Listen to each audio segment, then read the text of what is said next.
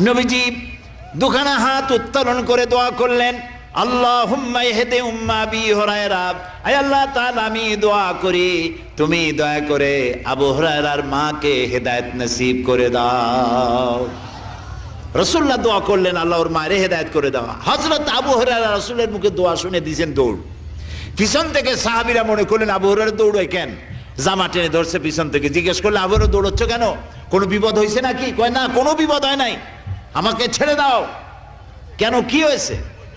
হযরত আবু হুরায়রা বলেন, সাহাবীরা আমাকে ছাড়ো, আমি দৌড়াইয়া বাড়ি গিয়ে দেখতে চাই। আমি আগে দৌড়াইয়া বাড়ি পৌঁছলাম, নাবি বাড়ি পৌঁছবার আগে আল্লাহ নবীর দোয়া আমার বাড়ি পৌঁছায়। সেই দুইটা জিনিসের কোনটা আমি দেখতে চাই।